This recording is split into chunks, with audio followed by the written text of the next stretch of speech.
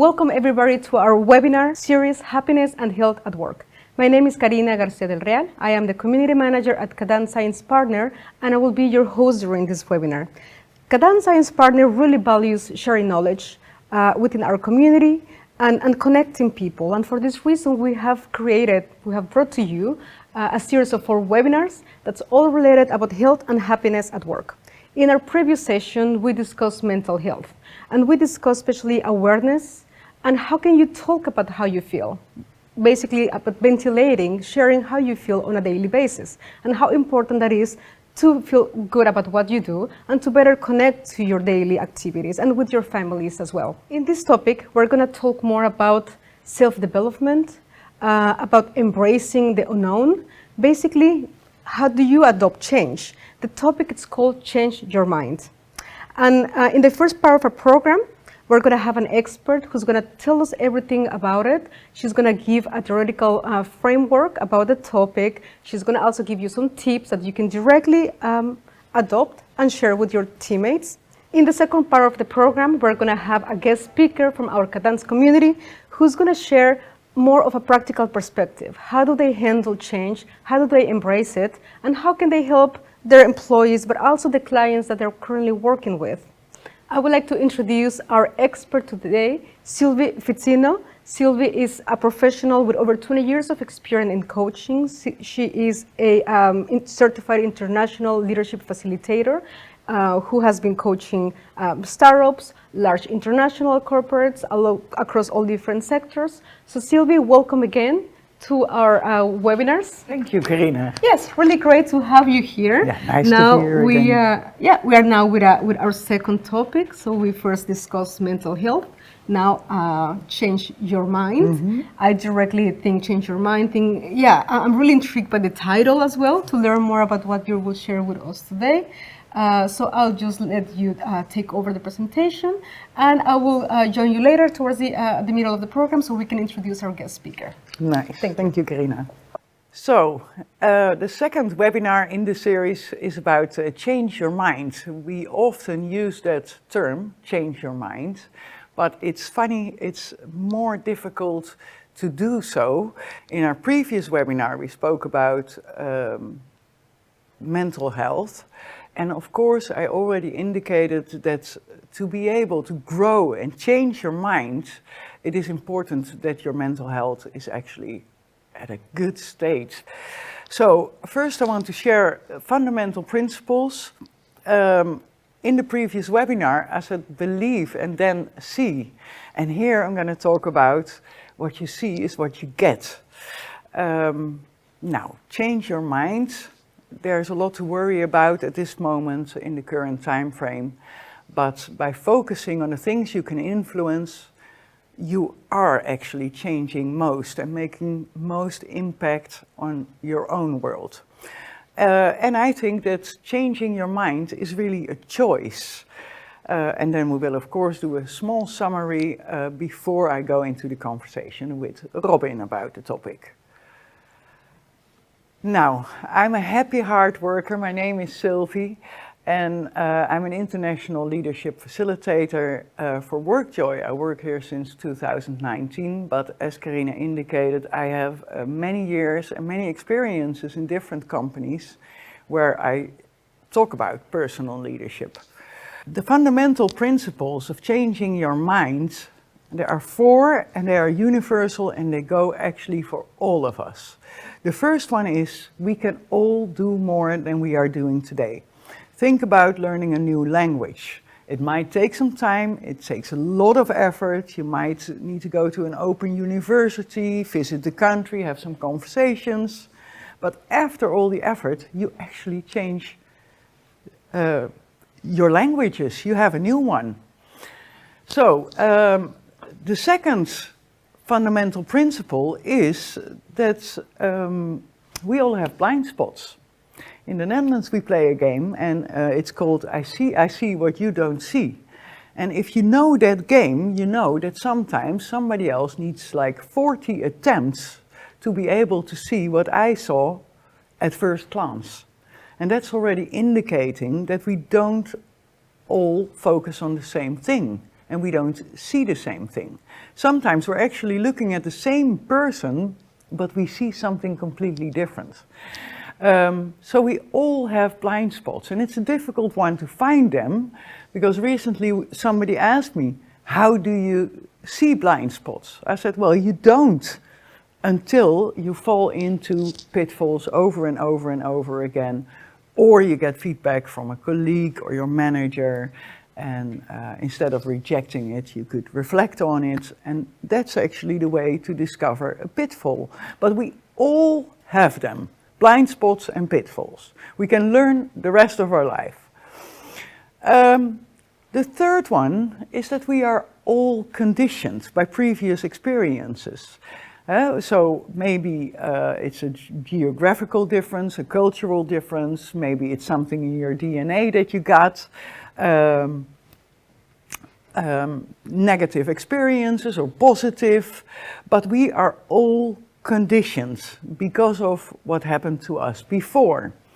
So the fourth one is we all project. We are all projecting because by our conditions, we create a normal. So when people say to each other, please act normal, I always need to laugh a little bit because I learned over the years that we all have a different normal actually. And based on that norm, we are projecting and sending what we consider to be normal, what we consider to be the right values and standards. Now, those were the 4 fundamental principles. And what I now want to share with you is also a universal model, and it is what you see is what you get. And when you say it, it sounds like total common sense, but in the real world, sometimes we forget about this. Because what you see is determining what you do. And for instance, if you think, I can't do it, will you really take a real attempt? So the way you see things is actually quite important, because you see something, you think about it, and then you do something. Now, if you think that you can't, you won't take a real attempt, and that means that the result that you get is often a little bit disappointing. And it often confirms what you already saw in the beginning. So if you believe that you can and you see it like, I can do it, and whatever I need to do, I'm gonna find out and I will manage, then your action is a much more serious action. And you take much more real attempt to achieve things. So what you get will be different than what you got, because you made a real attempt. So either you learned something, or you just succeeded in what you were trying to do, because you took a real attempt. And that's why I say, what you see is what you get, because what you see is determining what you do, and what you do is influencing the result that you get. And often we forget about that and we think, I can't. And then you are right. Now, another very important model, if you talk about change, is focus on what you can actually influence. In the world of today, there are many things that we can worry about outside our influence. I think COVID is a recent good experience. It happened to all of us, but we all reacted different to it. And that's because some people were really worried about everything that was going on, and they focused mainly on the things that they were worried about. Other people made some changes to adapt to this new period, and they started changing things. Me personally, I needed to go and work much more online, for instance, where I, before COVID, was more of a classroom trainer, and I kind of disliked the screen in between. In COVID, I just needed to get over it, otherwise I couldn't really do my work. So, what did I do? First, I had this little influence online, because I was hardly ever online. I didn't dare, I didn't think it was the right way, I thought that I couldn't. But then COVID came, And if I wanted to keep on working, I needed to be online to make my influence bigger, but also the impact that I'm making to the customers and the people that I talk to. Otherwise, I wouldn't have seen them for a very long time. So by changing the things you do in the part where you have actually an influence, your impact will be bigger. Now, what is really important is that this model and this focus will not take away worries. The worries will still be there. You're just not focusing on them. You are focusing on what you can do to make a change in your life or to make a change in the life of your colleague. You only do that by focusing really on the area of influence. So we call this the circle of concern, and that's because a lot of people are focusing mainly on concerns and worries, and by doing so, you shrink your world and you make your impact smaller rather than larger. Now, this model I also showed in the previous webinar, and it is one that will keep on coming back. Sorry. This model I also showed in the previous webinar, and it's a model that I will show in all the webinars. Because is our sight, our mind, is it actually in the right setting to change? So if you are in a positive mindset, you are well rested, you know what you are going to talk about, and you know what you are doing, you know what is expected of you, and you have a clear planning, and you just go ahead, then often the mindset is positive. In the previous webinar, I already explained that sometimes there is this thin line between having a good day and not noticing it's actually becoming a bad day. And there's a lot you can do before it turns into a bad day. If we talk about the see-do-get model, I say, if you see it all positive, everything is fine. You will be much more successful in whatever you are trying to do. But if you feel that your mind is actually going a little bit off and a bit more towards orange and red, as I explained in the previous webinar, then I say paradigm alert. And paradigm stands really for the way you see the world. So it's like your frame of looking at the world out there. And do you have a positive paradigm or do you have a negative paradigm? So see, do, get.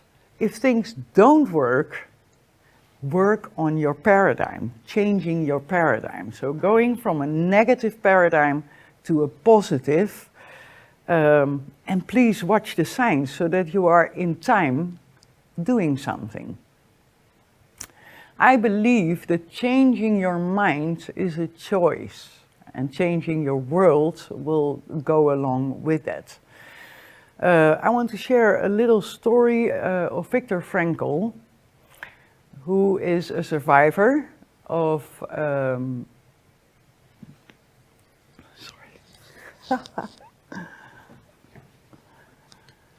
Yeah, straight from share the story. Yeah. I would like to share a story of Viktor Frankl, who is a Holocaust survivor. So when he came into this camp, when he was arrested and put into this camp, he saw a lot of people being in the same circumstances as he was. But what he also noticed was that all the people were reacting different to similar circumstances. He wrote a book about that. So before getting captured, he was already a neuropsychiatrist. And when he was captured, he kept on doing his own work. So he kept on helping people. And he noticed there that we have a choice. We always have a choice. What he said was, they can only take away your last freedom if you allow it. And the last freedom we have is really here, in our mind. And the beauty is that nobody can see your mind. But what you do with your mind is determining what you get. Viktor Frankl saw many people in the same circumstances. Some people already gave up, and some people like him, they survived. But they had a purpose while they were there. They were helping others, and they were trying to make the daily life better. So he said, we have a choice. We always have a choice. No matter how bad the circumstances are, you can choose the way you respond to what is happening to you. And with your response, you make an influence on your own world and sometimes even on the world of others. Again, this is what I share is important, I think, for you as an employee, but also for you if you are an employer, a manager, an HR person, to make your people aware of the fact that we can change our minds and that we can change our world. What we cannot change is emotions. And we should not try to fight emotions. Many people think that if those emotions are not there, I will be better. And then they are trying to fight emotions. And I say, don't do that. Don't do that. An emotion is coming to you. And you can see it like a wave in the sea. Now try to stop a wave in the sea. You can't. But what can you do? You can decide what to do with it. You can decide, am I gonna surf it? Am I gonna swim it? Or am I just gonna sink? So being brave in a storm makes you feel really proud. The emotion is there, but I'm acting upon it in a chosen way because I'm able to choose my response. So choose the way you are dealing with difficult stuff. Be brave in a storm. Even if you feel emotional, try to make the right decision.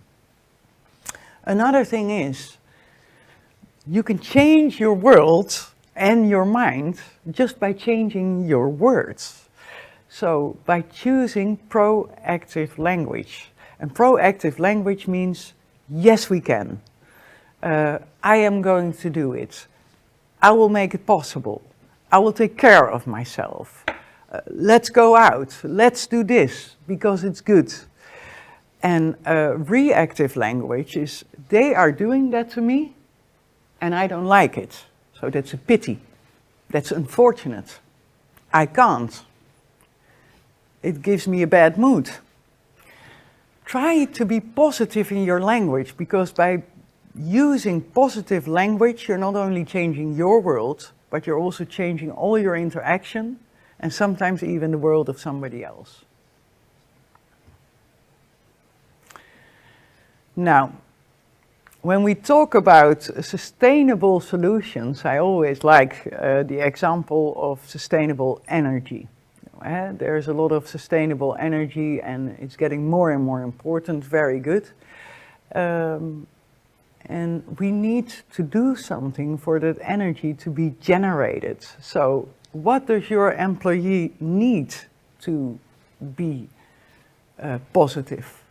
What will uplift their energy and how can you help with that? How can you create positive energy as an employer or as an employee at the work floor? Because in the previous webinar we already said the concept of hard fun.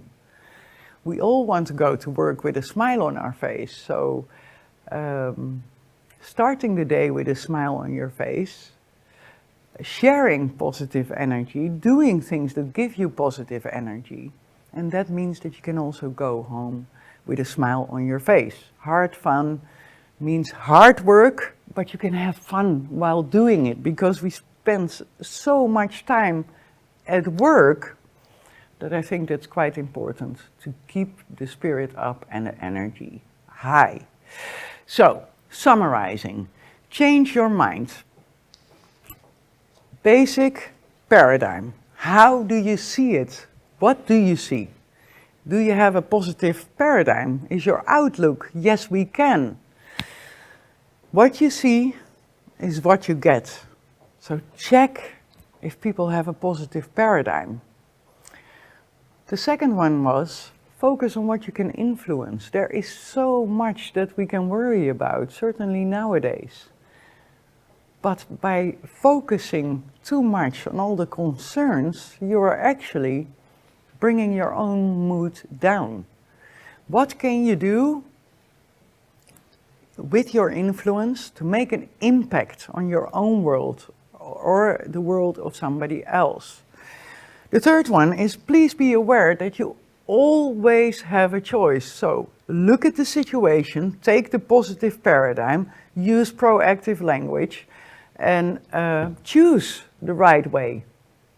Make a choice that will help you or will help others, and be aware of the fact that you always have a choice. Often I hear, I did it all, I tried it all. And then I always ask them a very strange question. Recently somebody told me, yeah, sorry that I overslept, but I tried all. I really tried all. I set 1 alarm, 2 alarms, and I tried it all. I said, well, did you try to give a shock to your bed when the alarm goes? No, of course not. Now, I know that's a stupid question, but it was something that the person didn't try. There are so many things that we can try. You have a choice and choose right. By being proactive in your language, but also in the way of looking at the world, you say, I can do it. Action, reaction. You know that? I say, well, with a proactive mindset, that can happen only once to you. Action, reaction, because the situation was new. But for the second time, you can prepare yourself. And then action, reaction is no longer valid. Because proactively you could have done something else to influence the result, which will change your world or the world of somebody else. So that was it for today when we talk about change your mind. Of course, we only have limited time, so I focused on some pretty important parts. And for the second part of this session, I will have a conversation with Robin, and I'm very much looking forward to it. You touch on so many different aspects about how you can change your mind. There are a lot of details, of course, a lot of things that people still have to absorb and let them sink in to figure it out. Okay, this is at an individual level, but what about change at a company's level? I mean, companies need to adapt quickly, otherwise they will not prosper. So I'm really intrigued about now, of course, talking about this really interesting topic together with Robin, with our guest speaker today from our Kadans community. Robin is Robin van Woerden, he's a group commercial director at Talentmark. Talentmark is a specialist recruitment company for the life sciences industry. They're focused in the US and in Europe, and their specialists help companies grow. So I'm really interested in hearing Robin's story and what he has to say about embracing change and changing your mindset, but also from the company's perspective. Exactly. Hi, Robin. Nice to have you here. Welcome. Thanks. So tell a little bit about yourself. All right, Robin, 37 years old, proud father of 2 small children, 1 and 4. Working in recruitment for roughly 10 years, a bit in the offshore environment, now in the life science environment. Liking it, I like the human interaction of it. So that's a bit about myself. Aside from that, music and cars. If you want to talk about that, maybe not for in this webinar, but we can have a chat on that. Later, yeah. Well, thank you. Nice to have you here, because I think you can share a little bit more. What can companies do on a higher level? The circle of influence, circle of concern. What type of activities do you think help people to change their minds or to start that journey? Yeah, as a company, there's always a lot that you can do, of course. So I liked the presentation that you give. And I think that within a company, it's important to be very clear on the roles and responsibilities of a person, so that that person understands where their circle of influence is. Because if that's not clear, if you make it an assumption for yourself as a manager or as an employee or as a company, then you're always a bit, blind, let's say, because you don't know what you can or cannot do. So I think that is an instruction or a tip that you can give to a company. What you can also do is, of course, a lot of trainings. So the thing you just discussed, if you spend time with employees, like, hey, where do you want to change it? Where do you want to go? I think that's quite important. Within our company, we spend a lot of time on growth. So development of either maybe a staff, maybe training, but might also be, let's say, more strategical things like, hey, how do we follow up on efficiencies? So a new system or trying to do things differently. So with that growth mindset, you're always working on change, actually. Yeah, nice. And we were talking before a little bit, people missed that, of course, and we were saying that it's also very important for companies nowadays to look at the flexibility of people. We both agreed, we're talking about attitude, aptitude. Yeah. We said people can learn new things, always. So from a recruiting perspective, what can you say about it? Yeah, flexibility, adaptability, being agile, those kind of things, it's extremely important. You also addressed in your presentation about all the things happening in the world. So negative things, but also just very quick developments. Look at the IT landscape. So being in a state of mind where you can adapt to those kind of things is extremely important. It's not just me saying it, but it's, for instance, also underlined by Forbes. As actually the foremost sought after competence within people. Yeah. So they are doing a research on their hiring managers. And in that research they ask, okay, what do you think is the most important skill that a new hire should have? And it's all based on that adaptability, flexibility and so on. Because companies don't know where they are in a year or in 5 years' time. Yeah. And being able as a person to go with that flow, that's quite important. And that makes already that the changing mindset is high on the schedule, not only here, but internationally. Exactly, and that's one thing I wanted to ask you actually, is that after seeing your presentation, of course, is that you were talking about blind spots. And if you're looking into, okay, we need to hire people maybe with a different skill set, think about those that ability to change, and you have a blind spot for it, or you have a bias towards some things. How would you go about it in terms of making sure that the company is then recruiting the right people, or that the hiring managers understand what type of competence they're looking for if it's in a blind spot? What would you think about it? Well, I always think that it's good to assess people before you actually go into the hiring process. And I think the difference is that some companies are really mostly focusing on talents of a person. So what can you do? What did you study? What did you do before? Whereas I say blind spots are usually not in the knowledge that people do have. Yeah. So it's much more on a personality level. And I think that by having the right assessment when you hire a new recruit, at least you can know more about blind spots. And of course, in the circle of influence, as a recruiter or a new manager, I think that you can also really be sharp on the questions that you ask, or even do some case scenarios, do some role plays.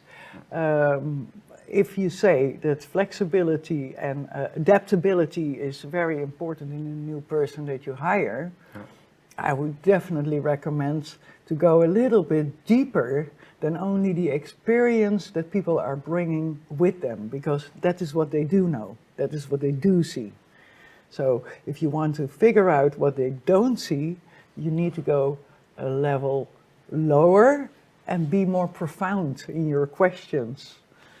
I love this, and I understand that this might sound or looks a bit, how do you say it, made up, but you're actually touching a point that I'm very enthusiastic about. That is going away from a resume and going to a skills-oriented, let's say, recruitment society. We do that with Selection Lab. It's a partner of us. And what it actually shows, if you do that assessment, it's not only the skills, but also the attitude and the valued culture of a person. And what it brings indeed is an objective, sort of third-party look into an individual. So all the things you just said, it's preaching to the choir. I really like that. Yeah, yeah. And it's really something, if you're talking about change, a lot of recruitment still happens based on a resume. And if you're talking about blind spots or biases, I always say, as I just explained, I like cars, big Formula One fan. So if someone sits opposite of me and says that she is a Formula One fan, I'm having a hard time not liking that person. But it doesn't say anything about the suitability for a job. And that's why I like assessment so much, because it gives an objective view of someone, instead of just, hey, I like this person and I'm hiring myself. So that is, Yeah, and that's a word that I love that you just touched, objective. I think that in the recruitment process, but also while supporting people that are on the job, so after that recruiting process, we should try to maintain our objectivity. And there are tools and systems, Exactly. trainings to help us, because one of my fundamental truths is that we all project. And if we want to accept that, that means that we are all guilty, let's say. Oh, I've had my fair share of issues with that. Always, looking for some traits, and honestly, when you think about it, well, is that the right trait for a job? Probably not. Still hiring, and in the end, that person didn't like the job. Well, surprise, surprise. Yeah. So by doing those kind of things, you learn. But I fully agree with you that working from an assessment point of view is far better, Yeah. structured. Now, it was very nice talking to you, Robin. What the people don't see is that we did a flexibility exercise right before this interview. Yeah. But that is, I think that we can give as a last tip. If you want to change your mind, change your employees, change your company, flexibility, I think, is also key here. Fully agreed. Yeah. Yeah. Well, nice to talk to you. Thank you so much. Thank you, Sylvie.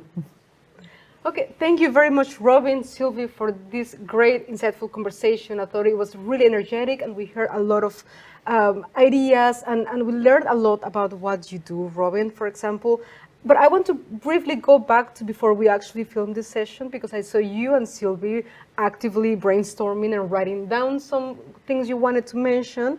You had a really fancy word. I don't know if it sounds like Japanese to me, but maybe not at all. Do you want to tell us more about what you were discussing with Sylvie? Yeah, sure. So it's based on one of the core principles of our company. It's an entrepreneurial mindset where people have the ability to take as much decisions for themselves as possible. And we call that Kyoto, which indeed sounds like a Japanese philosophy, but it's actually quite Dutch. And it translates something like keep your own trousers up. And what it means is that we want to give the power or the influence to the people actually understanding the business. So for us, that's the business leaders. And what we want to do is we want to empower them as much as possible to make the decision making on that level as much as possible. So the only thing that our company tries to do is give guidelines and expertise support. So that can either be from an IT perspective or a finance perspective or an operations perspective. And give the business leaders the power and the flexibility to make the decisions what they think is right. Because they are in the middle of their business. We have a quite big array of differences in teams. So we have a team focusing on, let's say, the operations part, but also a team focusing on the C-level, the CEOs and those kind of professionals. Yeah, you can already feel that there's a big difference in how do you approach that. So what we want to do is give the flexibility and the decision making within those teams to make decisions that they think are right for their team. So there we have it, Kyoto. Maybe it's going to be trending now, who knows, with all the viewers. But thanks for reminding me on that. Yeah, I thought it's really nice what you just mentioned. So basically this means that everybody can, you give them the ownership, but also responsibility to feel confident in making the decisions. And decisions they make are actually the right ones. So you don't have to go consult with anybody, but you just become the owner of your own project. And it's a process. I don't say that we do everything perfect, but it's at least a philosophy where we believe in, and we want to grow in that direction. So that's that's the thing. I was also wondering, because you briefly mentioned about the work that you do with your clients or helping companies in the life science industry find the right people. You're looking for the people who fit into a company, of course, but you also have to be flexible. So it seems like it's a clashing situation. Do you find this pretty dominant or predominant still in some sectors or some companies that are very more traditional? Do you manage anything about the expectations with these companies that have a hard time going to a competence skill approach? Yeah, so in this in our game, the war for talent. That's now sort of a hot topic, because there's just records are being shredded in terms of unemployment or people or open vacancies and all those kind of things. And I always say we are in the most important area. That's the human area. It's always humans that makes the difference, not a machine. Not a theory, but it's the person doing it. So what we try to do is we try to help companies grow and build, etc. So if you see the change that we want to make in the recruitment industry, so for instance on the competence area, that indeed does take some time. It's not, let's say, flipping a switch. People are used to doing things for maybe 30 years already. And then all of a sudden we come with a new graph like, hey, this is maybe a good candidate for you because of this. Yeah, that's something different. Then again, because of the urgency now, the people are just not getting in the talent. Everyone is open to listen, and I think that's the most beautiful thing about this area, is that there is a need to change, so people will change. Then, having said that, you see a lot of companies struggling with finding talent. You see still companies having a lot of access to good talent, and I think that's all about a company knowing what their employer proposition is, what their value is they bring to a professional. So it's not always the other way around. It's what do you offer to an employee?